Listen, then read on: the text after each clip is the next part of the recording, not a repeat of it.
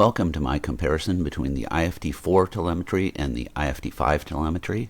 There's chapter markers in the bottom if you want to skip to any specific interesting point. Otherwise, we'll be going through this and I'll be pointing out various things along the way. But first of all, everyone loves rocket launches, so let's watch the rocket launch. T-minus 5, 4, 3, 2, 1.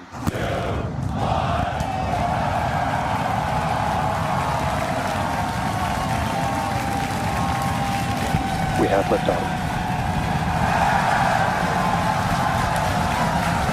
Vehicles pitching downrange.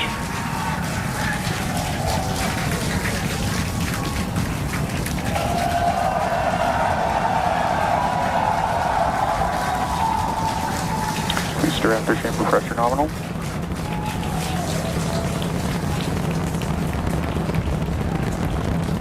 "30 seconds into the flight, the rumble's just starting to reach us here at launch control.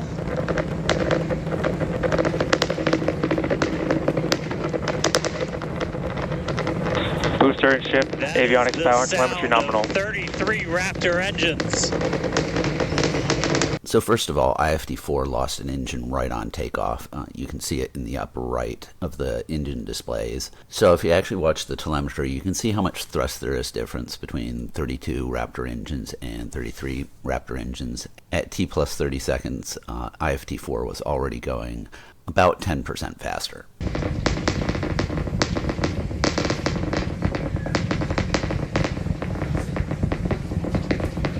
All right, our next major milestone coming up, it's going to be hot staging. We're going to see the engines ignite on ship to push it away from the booster.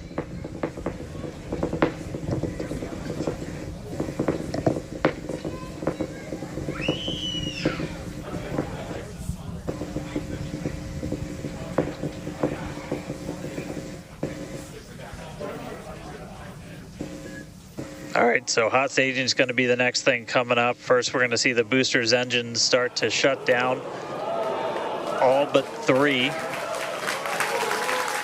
We're going to do what's called most engines cut off instead of main engine cut off, because 3 are going to keep going, and then we're going to see the engines on ship ignite.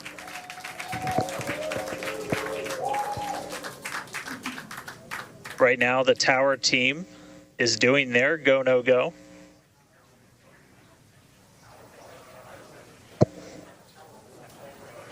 So here we are again at T plus 2 minutes, and you can see IFT-5 is still going about 10% faster. So we've only got 3% more engines or so, but we're getting 10% more thrust. There's 2 reasons for this. Number one, it's much more efficient to burn fuel lower in the atmosphere and get out of the thick atmosphere as fast as possible. But also there's a certain number of Raptor engines that are just overcoming gravity, so they are not actually contributing to any vertical thrust. So when you have one more Raptor engine firing, that thrust is entirely going towards velocity as opposed to fighting gravity.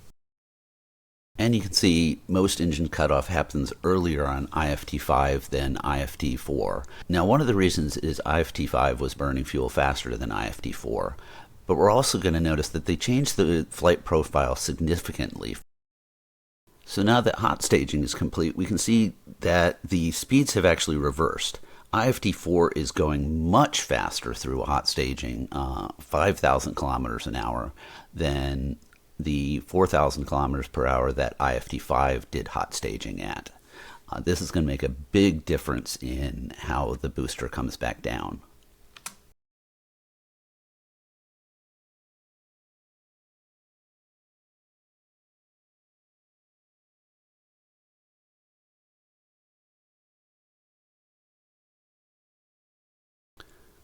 So IFT-5 Boostback burn completed. It's under 2,000 kilometers per hour and it's under 100 kilometers up.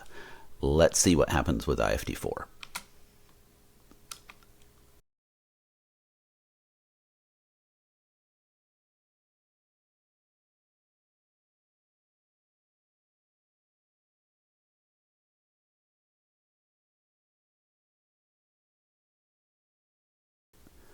So IFT-4 comes in slower, but about 10% higher. Now, the velocity is mostly horizontal. You can see the rocket, IFT-4 is horizontal, and IFT-5 is starting to dip tail first already. So the amount of energy the rocket actually has is mostly based on height. So IFT-4 has about 10% more potential energy to bleed off on the way down. We can also see at this point that although booster on IFT-4 is higher, ship on IFT-4 is very slightly lower. This is probably because they lost thrust because that one engine missing, right? So if you've been watching the news lately, at this point they were go for booster catch, which basically said they told the booster that it could try, but the software had a lot of checks in it for abort scenarios, something like over 200 of them. So that's why even though they say it's good for booster catch now, that it almost aborted at the very tail end of the landing burn. And so once again, a successful on-time liftoff of Starship Flight 5. The ship has separated from the booster. The booster is there on your screen. It is making its way back to the launch site. We are going to attempt the catch using the chopsticks. We did hear the confirmation that the command was sent to the tower. We are go for catch. And in order to... And guys, we should just be about 30 seconds away from our landing burn. It's going to happen in 3 phases. We're going to land at 13 engines, burn off all of that velocity. Oh, we can see it coming down through the plume. So at this point, the booster for IFT-5 is coming in quite a bit faster, about 33%, but it is also quite a bit lower. For efficiency as far as fuel is concerned, you want to do the landing burn as late as possible. So another thing to note at this point is you can see that the engines at the bottom of booster are red hot. The landing burn hasn't actually started yet. The fact that the engines are red hot is simply from air resistance. That's something that Elon said they're going to have to work on because some of the outer engines actually warped because of all this heat. You can see how fast this vehicle is moving on the left hand. Landing burn has been ignited. We're now down to 3 Raptor engines. We can see those chopsticks now in the air.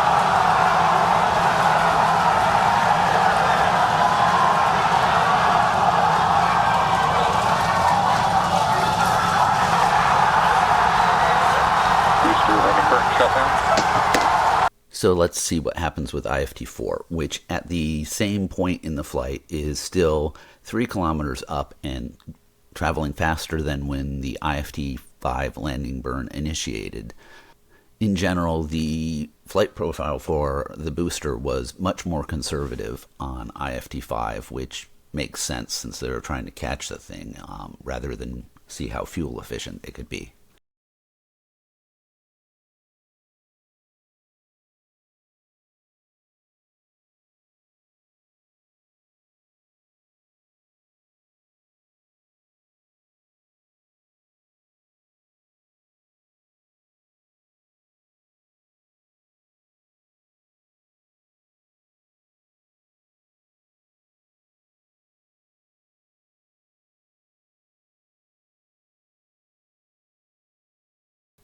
And if we return to looking back at the telemetry for ship, even though the profile for the booster changed significantly, we can see the profile for ship is pretty much exactly the same.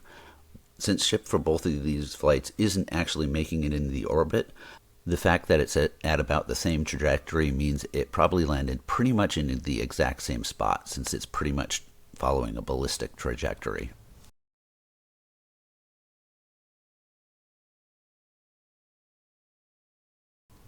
At this point, we can see IFT-5 ship doesn't have to work as hard because booster was going faster. For IFT-4, booster was missing an engine, but ship just ends up burning longer to make up for it.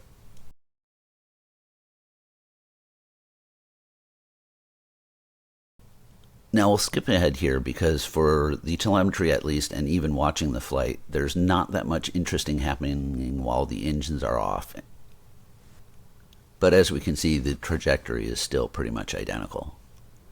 Now on IFT-4, we can start to see a little bit of a plasma glow already here, though one of the things we'll struggle with in comparing these two flights is the camera exposures are not quite the same and the camera angles are not quite the same. So I don't know whether it's just that we can see the plasma earlier because it's a darker exposure. We can also see that IFT-4 is traveling over what looks like thunderstorms at this point. But right now, ship is way above the troposphere, so those thunderstorms won't have any effect. When it gets closer to landing, then thunderstorms, of course, do make a difference because those are low pressure systems, which means there's less atmospheric resistance, right? So we can see plasma below ship for both of these flights. But there's one interesting thing we have to keep in mind when we're talking about these heat shields. IFT-4 and IFT-5 are both using Starship version 1, and IFT-6 will also use Starship version 1. There is a Starship version 2. On Starship version 2, they've moved the forward flaps upward so that they're not so close to all the plasma on the bottom of the rocket. So there is a fix for these fins that are burning up on the way in. It's just that that was a significant change to the design of the rocket, so it'll be really interesting to see what happens on IFT-7. We can start to see that plasma now starting to build up on the side. It's not quite full plasma yet, but we are starting to see that color indicate that the heat is building up on the heat shield. The technical details that SpaceX gives for the coverage of these flights is actually much better than for other companies, but this one statement she just made did give me a chuckle. Plasma is a phase of matter just like solid, liquid, and gas, so not full plasma is the same as ice that's not full water yet. That just doesn't happen. It either is or it isn't water. There is, of course, slush, which is just a mix between ice and water, but you don't get that here. Ship here is going at hypersonic speeds, so the plasma is trying to get away from the rocket at about as fast as it possibly can. So this is called laminar flow. It also happens on supersonic aircraft. And since the air is going past the vehicle as fast as possible, there's really no chance for turbulence to develop, which is why this plasma looks so peaceful and not changing very much. The same effect is why it's so difficult to design, say, passenger airplanes that travel faster than the speed of sound. The airflow around a supersonic aircraft and the airflow around a subsonic aircraft are so different that it's difficult to engineer an aircraft that can efficiently fly with two completely different airflows. Yeah. Starship has passed through 85 kilometers altitude. Flaps now have control of the vehicle. Great call out, as Kate mentioned, the flaps are controlling the attitude of the vehicle. And I love these views because it looks so calm. Everything is relative, right? So relative to this camera on the ship, it looks so calm and smooth, but the vehicle is traveling extremely fast. You can see the speed on the bottom right-hand corner of your screen. Starship is designed to land on Mars where there are no runways or other humans to help out. So we also want rapid reusability. So we're doing propulsive landing instead of a more traditional means like parachutes. And so we will use the engines on this vehicle to help slow the vehicle down for a vertical landing. Yeah. Now, entry is going to basically happen in 5 phases. The first is low drag that lasts for about 3 minutes. Next is high heating, and beginning when heating increases above the heat rate breakup limit.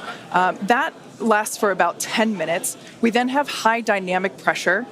Starship will continue to slow down and experience increased aerodynamic loads during that phase, and that will happen before reaching Mach 1, about a minute after. Starship is approaching the peak heating phase of entry, remains on a nominal trajectory. It's really nice that they put in these callouts for the different phases of heating and pressure on IFT-5. They didn't announce those on IFT-4, but because we have that information for IFT-5, we can intuit when those same events are happening on IFT-4. What an incredible view. The colors are so amazing, and the colors actually also tell you a little bit about the temperature that the vehicle is seeing as well. So I think that's pretty cool that we get this amazing live visual. Speaking of live visual, the flap, we have more views, more cameras on board Starship, as Dan mentioned a few minutes ago. We are hoping that all 4 flaps will stay more intact Now, it's interesting here. This is the only point in either flight where the fin moves significantly. It's not the fin that we're looking at that's moving, but the camera is mounted on the top fin, so when the camera angle changes, it means that the top fin is actuating out, which is something that only happens on IFT-4. It certainly looks like it's part of the IFT-4 flight plan that got taken out of IFT-5. And guys, this is where we're really going to see a lot of those improvements from Flight 4 really come into action. Is you guys kind of talked about, so it's called the static arrow. Those are kind of the poke out points on the flaps.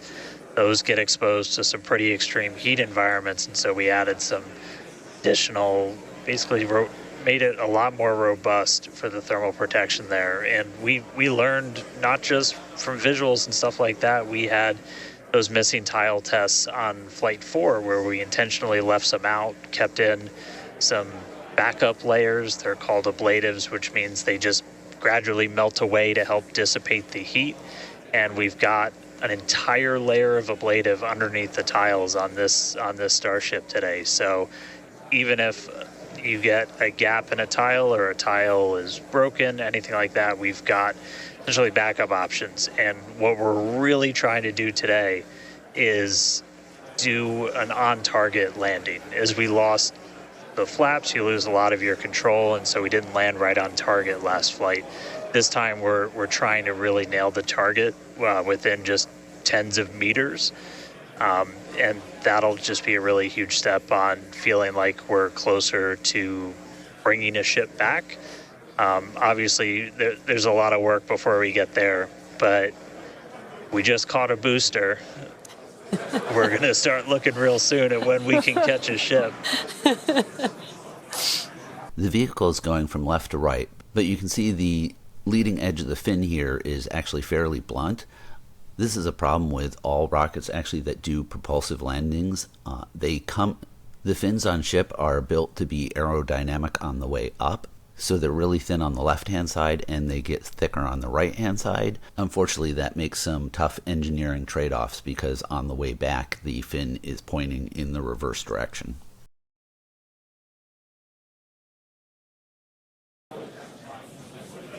Yeah, sorry about that, guys. Maverick just buzzed the tower. He might be coming back, so. Now, these views brought to us by Starlink. It's incredible that we have this high definition capability. In fact, that view on the left. Starship is now halfway through the peak heating phase of entry, remains on a good trajectory. So great news there, hearing that we're about halfway through the peak heating phase. Like I said earlier, this lasts roughly 10-ish minutes. And we did hear earlier that the flaps have control of the vehicle, so also good news there. It is incredible that we've basically had views the entire time. Right, yeah. Although, thanks to Starlink. My memory did black out a little bit after booster catch, so I think we had views. But all through the coast phase, we had some beautiful views of planet Earth behind the ship as it was in its orbit. Yeah, and I also do want to point out on your right-hand screen, we've got a more encompassed view of the flap. As we watched in Flight 4, the hinge area was the area where we got a little bit of that burn through. This view, this new camera view on the ship will help us be able to visually see more of what's happening in that area. And again, we have improved our heating tiles, and so hopefully we've protected the hinge a lot better this time. Landing chill has started. But again, these views are additional to the data that we get on these flight tests that help enable us kind of put the data that we get in the computer to the visuals that we see and try and align those and use that for improvements in the future. Now, we heard a call out there saying that engine chill has begun.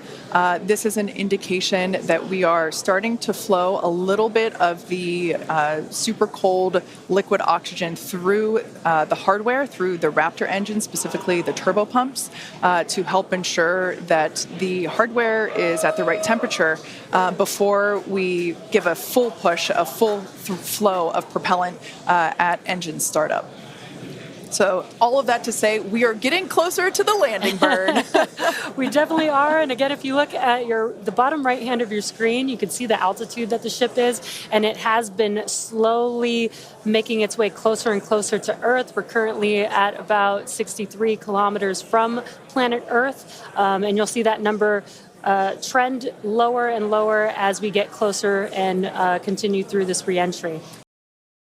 Now at this point, if you look right under the fin, you can see instead of a gradual change of the plasma color based on temperature, there's some bright blue plasma that's coming right from the wing there.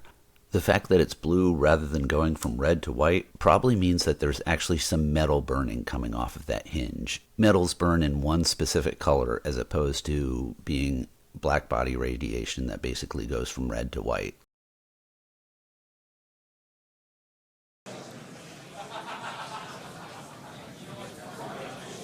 And then as we start to really get lower, we're going to start seeing the atmosphere's effects start to take place, and that's when we'll be dropping our speed down closer to the speed of sound. You'll see the flaps start to maneuver.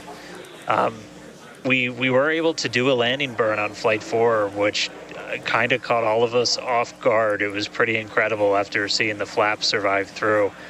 And we're going to try and do another one on this flight today. We tweaked it a little bit, so we're going to try and splash down at a little bit of a gentler angle this time instead of just kind of hit the water and fall over.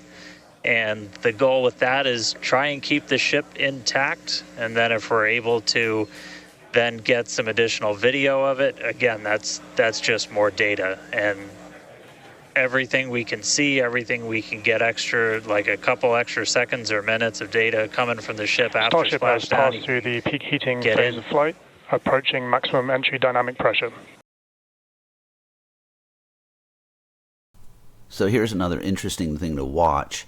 At peak heating, the fin is fine, but we're not up to max Q yet, so remember that.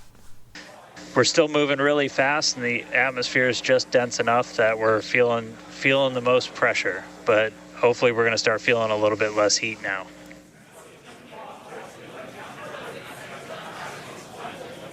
Looks like we got more views of each of the flaps on the ship as it's making its way back down to Earth. And we did pass through peak heating and still got really good views throughout that whole period. Typically during the highest heat on the vehicle, we tend to build up a lot of plasma, and that's typically when we would lose connection or views of the vehicle. But again, with Starlink, we were able to get some live views throughout that entire process there. And we're coming up, we'll start hearing a couple more milestones in about 4 minutes or so when we start getting down to like the transonic, the subsonic, when we're starting to move closer to and beneath the speed of sound. And I mean, we're getting live views, we're getting live data. We've got a couple additional tests on this one today where we left off some missing tiles again to test some additional backup layers.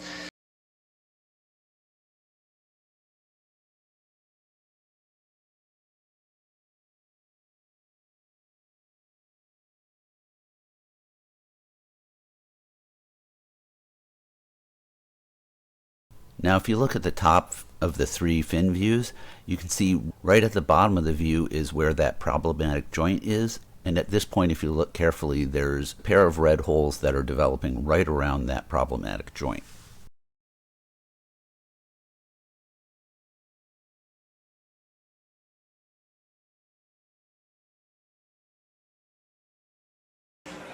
Yeah, 59 minutes since launch. Should be coming up on transonic and everything just about 3 minutes.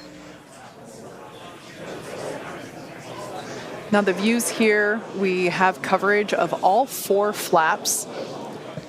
We can see, so for those that perhaps didn't catch a glimpse of the vehicle before liftoff, there are 2 flaps at the forward end and 2 flaps at the aft end.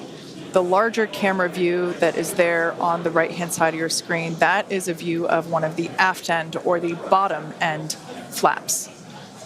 we can start to see some heat buildup and peeking through on one of the flaps there in the top left-hand corner of your screen.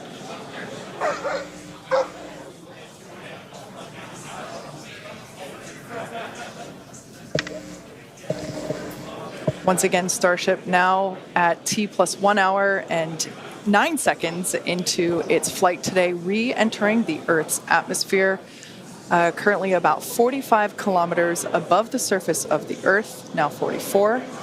We are targeting a soft splashdown in the Indian Ocean, about, northwest-ish of Australia, and we are attempting to, as we did on Flight 4, perform a flip maneuver as well as Starship is at maximum entry dynamic pressure, remains on a good trajectory.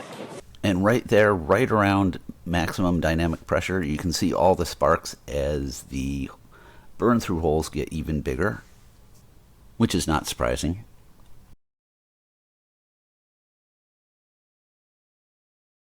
It's coming back through the Earth's atmosphere. It was above the Earth's atmosphere in space where there was no friction. We can obviously see heat as evidence of that friction buildup. The atmosphere is actually helping to slow the vehicle down. If you're watching the telemetry in the bottom right-hand corner of your screen, you can see that speed decelerating rapidly.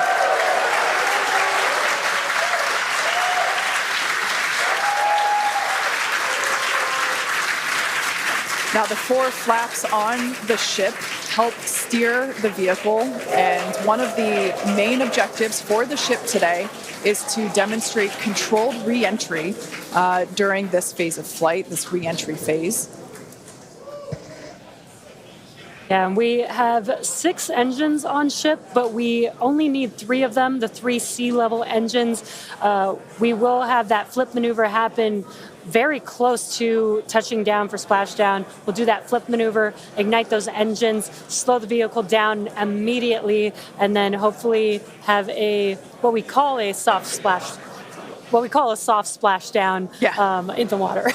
It's probably going to feel a little bit harder on the top of the surface of the water, but it'll look pretty gentle. Yeah, and like we said earlier, we hope to have some more views, even of that phase of the flight. So fingers crossed that we can we can bring those to you. We are hoping to splash down softer than we did last time on Flight 4. Right now, Starship continuing to make its descent back to planet Earth. Starship is at Mach 2, remains on a good trajectory. All right, great news there. That tells us that the vehicle is traveling twice the speed of sound. So we will then, the next call out that we'll hear is that it is, traveling about the speed of sound. And then we will hear a call out that that will be the call out that it is transonic. And then we will hear another call out saying that it is subsonic, meaning going slower than the speed of sound. Starship is transonic. There it is. So at this point in time, we say transonic because certain parts of the vehicle, like the flap that you see on your screen, might be experiencing airflow faster than the speed of sound, while other parts of the ship may be experiencing airflow. Starship is in the subsonic belly flop. So an interesting point here on IFT-4, it actually seemed to lose control right around Mach 2 or so, and when it goes subsonic, as I mentioned before, the airflow around the flap completely changes, and it looks right around then it was able to recover. Yeah, the crowd's getting excited here as we get closer and closer to splashdown. Again, just about a minute away from the expected splashdown, so we should see a lot happening coming up here shortly. We're currently having a view of one of the flaps, and it is a little bit dark on your screen, but hopefully we'll get some good views of the ship as it makes that flip maneuver and touchdown for splashdown. Yeah, yeah, guys, we saw that speed drop like a rock. So we're doing a belly flip right now, or a belly flop right now. That's what's kind of, if you saw the high altitude campaign, that's the unique thing about how Starship comes back. So we've bled off pretty much all of the speed we're going to. We're essentially at terminal velocity. Starship is at 5 kilometers altitude, remains on target. 5 Five to go, coming up soon, landing burn.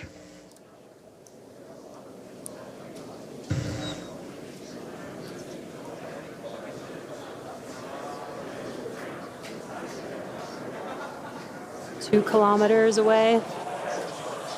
Starship is on target, approaching landing burn startup. So keep an eye on the bottom right-hand side of your screen as well. That will be the indicator when the Raptor engines ignite, if we are unable to see that illumination ourselves.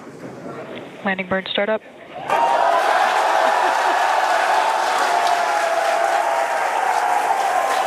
Beautiful view of the reflection of that landing burn. You can see the water just behind the ship.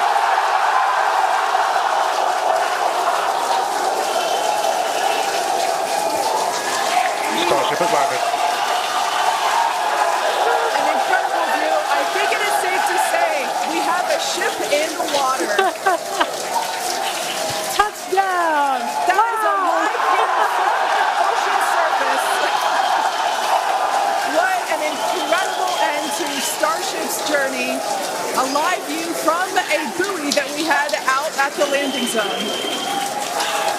An incredible view of ship landing just about on target as they were calling out.